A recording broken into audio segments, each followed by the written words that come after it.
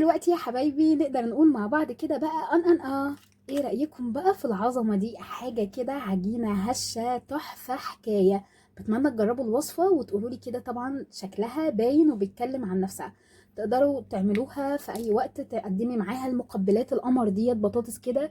بجد عاملينها بطريقة خفيفة وبطريقة صحية وبجد تحفة جدا. كل اولادنا بيحبوها. بتمنى تجربوا الوصفة وتقولوا لي كده في الكومنتات اذا كانت الوصفة عجبتكم ولا لا. هستنى منكم لايك وشير وسبسكرايب للقناه عشان يوصلك كل جديد. ويلا بينا بكده نشوف ايه المكونات العجينه القمر دي. وهنا يا حبايب قلبي كده هنبدا نحضر معانا الفراخ اللي احنا هنعملها على البيتزا بتاعتنا. اتمنى ان الوصفه تعجبكم. يا ريت ما تنسونيش في لايك وشير وسبسكرايب للقناه عشان يوصلك كل جديد. انا هنا معايا كده قطع من الفراخ، انا مقطعاها كده قطع صغيره كده علشان نعمل نحشي البيتزايه بتاعتنا قبل المغرب. كل سنه وانتم بالف صحه وبالف خير. هنبدا كده اهي الفراخ كده. ومعايا هنا التوابل بتاعتي: توم باودر، بصل باودر، ملح، فلفل، بابريكا، ممكن تحطي كمون، كزبرة، براحتك خالص. شوية من الخل، شوية من الصويا صوص. احنا كده هنبدأ كده ننزل كل المكونات دي كده مع بعض.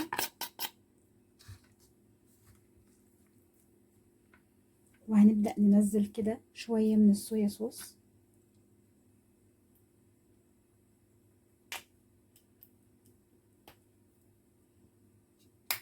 اللي ما عندوش صويا صوص مفيش اي مشكلة خالص. ممكن تستبدليها بدبس الرمان لو عندك، ممكن تستبدليها بعصرة ليمونة، مفيش اي مشكلة.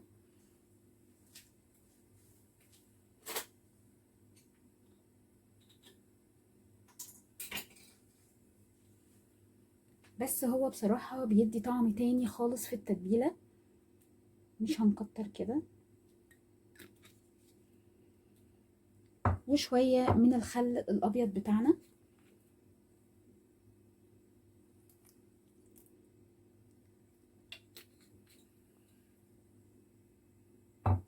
وأقلب بقى كل الحاجات دي كده مع بعضها.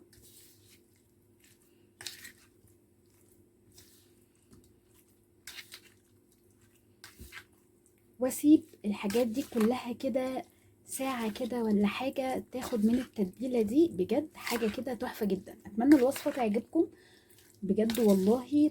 ريحتها أصلا مش عايزة أقول لكم، ريحتها التوابل مع الخل مع الصويا صوص حاجة كده محترمة. مش هتخليكي اصلا تشتري البيتزا تاني من بره. وطبعا احنا كلنا لازم نفكر في الحاجات اللي ولادنا لازم تغذيهم كويس، واللي ولادنا يحبوا ياكلوها في الوقت اللي احنا فيه ده، رمضان ودراسة ومذاكرة والكلام ده كله. طبعا كلنا رمضان اتضرب عندنا السنة دي. فاحنا كده نحاول كده ان احنا نعمل حاجات حلوة كده للولاد كده على الفطار، وما نكترش من الفطار لان محدش بياكل كويس في الفطار. علشان خاطر نعمل لولادنا الحاجة طازة بطازة احسن عشان تفتح نفسهم على الاكل. انا خلاص قلبتها كده، هغطيهم كده ونسيبهم ونرجع مع بعض كده بعد ساعة نشوف هنكمل وصفتنا ازاي. اتمنى الوصفة تعجبكم. يا ريت ما تنسونيش في لايك وشير وسبسكرايب للقناة عشان يوصلك كل جديد. خليكم معايا للاخر. ورجعنا لكم تاني يا حبايبي بعد ساعة كده، بعد ما الفراخ خدت من التتبيلة. هنروح بقى كده على البوتاجاز بتاعنا ونجيب اي مقلاية كده،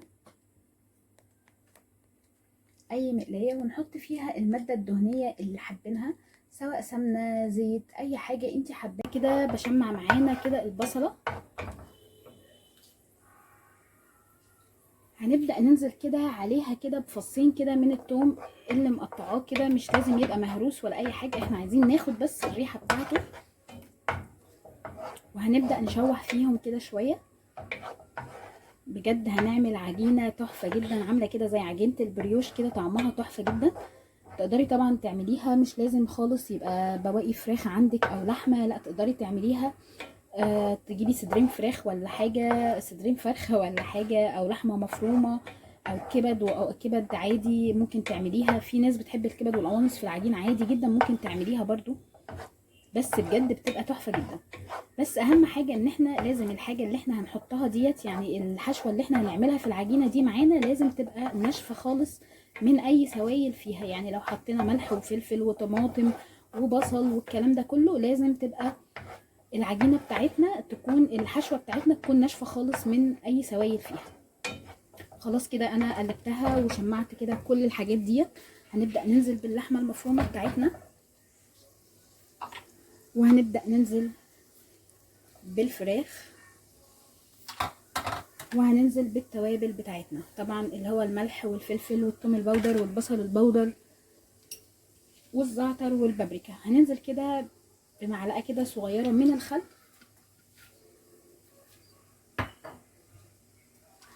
وهنبدأ ننزل بمعلقه من الصويا صوص،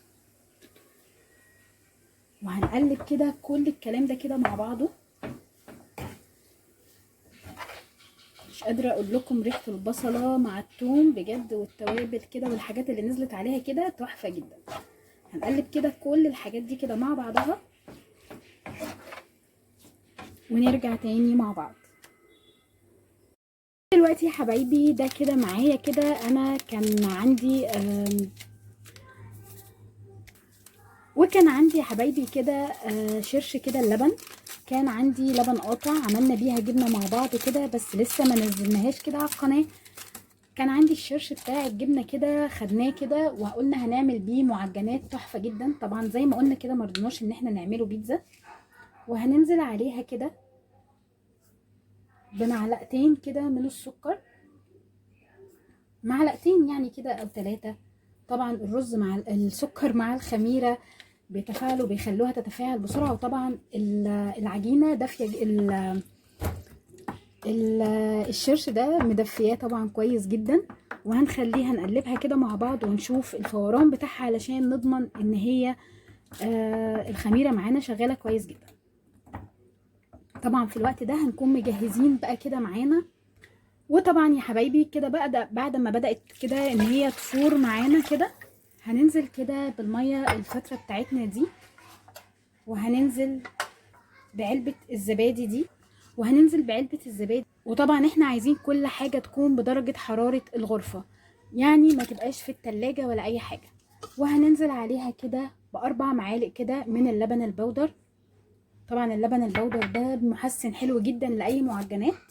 وهننزل عليها كده بمعلقتين من البيكنج باودر. البيكنج باودر بيخليها هشه كده وفلافلي كده، بتبقى حلوه قوي. معلقتين بس كده. وهنقلب كل المكونات دي كده مع بعضها.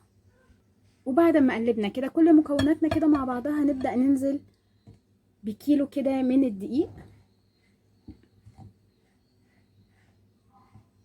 بس مش هننزل بيه كده كله مره واحده. عايزين نلم العجينه الاول كده، لان احنا مش هنخليها تختمر ولا اي حاجه. خلاص كده احنا الخميره بتاعتنا اختمرت كويس. هنبدأ نقلب كل الكلام ده كده مع بعضه واحدة واحدة كده لحد لما نلاقي التكتلات دي معانا كده اختفت خالص. وهنبدأ ننزل بشوية تانيين من الدقيق، ونقلب نقلب كل الكلام ده كده لحد لما المية معانا تلم العجينة كلها، لان احنا لا هنزود مية تاني ولا هنزود اي حاجة تاني.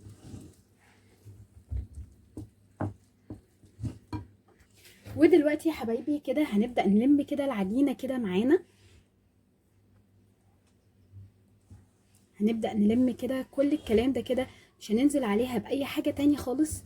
طبعا انا حاسة بيها ان هي لسه طرية تحت ايديا كده.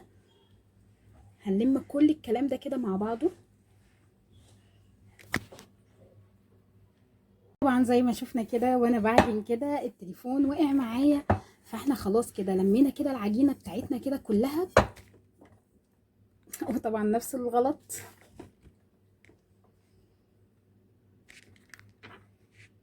فانا كده لميت خلاص العجينة كده كلها معايا كده. هنبدأ ننزل عليها كده. طيب انا كنت فاكرة ان التليفون بيصور، طلع التليفون ما بيصورش. فاحنا دلوقتي هنعمل بقى ايه، حطينا كده معلقة كده من الزيت على العجينة عشان نلم بيها العجينة. وطبعا احنا كنا لميناها. طبعا احنا قلنا كذا مرة ان اي عجينة هتبقى تمام لو قعدتي تعجني فيها كتير كده، اقل حاجة 10 دقايق. طبعا انا اهو بعجن في العجينة بتاعتي. هنفضل نعجن فيها كده ونرجع تاني مع بعض. بس اهم حاجه وقبل اي حاجه يا ريت ما تنسونيش في اللايك وشير وسبسكرايب للقناه عشان يوصلك كل جديد. طبعا العجينه باينه اهي ملمسها خالص ومفتحه خالص معايا اهي. هنفضل نعجن فيها كده شويه ونرجع تاني مع بعض عشان ما اطولش عليكم الفيديو. يا ريت تخليكم معايا للاخر، ويا ريت ما تنسونيش في اللايك وشير وسبسكرايب للقناه عشان يوصلك كل جديد. خليكم معايا للاخر. طبعا احنا كده شايفين العجينة بتاعتنا كده خلاص كده، خلاص قعدنا ناخد وندي كده معاها. دلوقتي جبنا بولة بتاعتنا كده ودهناها كده دهنة كده من الزيت، وهنركنها بس كده 5 دقايق بس كده تاخد ترتاح كده بس من الضرب اللي احنا ضربناه فيها، ونرجع تاني مع بعض. بس اهم حاجة ان احنا هنغطيها كده وهنسيبها ونرجع تاني بعد 5 دقايق. يا حبايبي كده بعد ما العجينة كده خلاص هديت كده معانا، طبعا احنا شايفين شكلها عامل ازاي معانا، بس اهم حاجة هنظبط التليفون. هنبدأ بقى نشيل كده العجينة كده معانا ونفردها على قد القالب بتاعنا، وهنفردها كده على قد القالب بتاعنا كده ونقطعها كده زي ما احنا عايزين كده كام قطعة على قد القالب. انا هنا كده قطعتها كده على قد القالب معايا، وهبدأ كده ان انا اغطي باقي العجينة ونفردها زي بصوا دلوقتي يا حبايبي كده بعد ما خلاص كده فردنا العجينة كده، هنبدأ نغزها بس كده بالشوكة، نشكشكها كده شوية كده حلوين كده اكننا بنلعب فيها كده شوية. وهنبدأ ننزل، طبعا احنا لسه هنظبطها معانا، وهنبدأ ننزل عليها كده الحشوة اللي احنا كنا عملناها. بجد حشوة حلوة جدا ومش بيتزا، طريقة تانية بجد حكاية بجد. يلا بينا كده ننزل عليها بالحشوة بتاعتنا. طبعا الحشوة بتاعتنا مجرد ما هتنزل عليها كده هتفردها معانا كده. انا كنت فاكرة ان التليفون بيصور بصراحة، بس التليفون طلع فصل. هنبدأ ننزل كده بكل الحشوة بتاعتنا كده فيها، وهنبدأ نفردها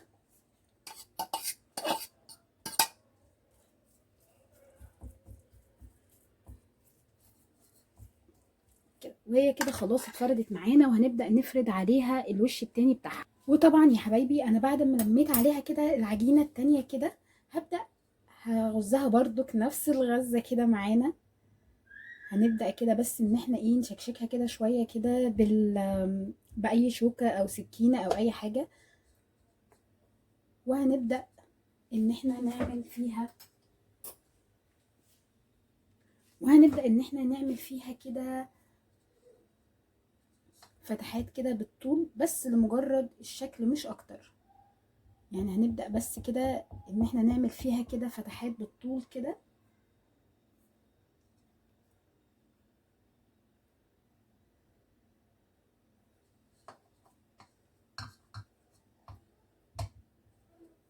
بجد بقى مش عايزة اقول لكم بجد بتبقى خفيفة ازاي وحلوة ازاي بجد. وطبعا تغيير كده بدل البيتزا كل مرة. طبعا انت ممكن تحشيها، هنحشيها برضك، هنكمل بقية العجينة معانا كده، هنحشيها معانا كده بالشوكليت. ممكن تحشيها بقى بأي حاجة، جبن، شوكليت، مش لازم بقى فراخ والحاجات دي كلها. خلاص كده احنا عملناها.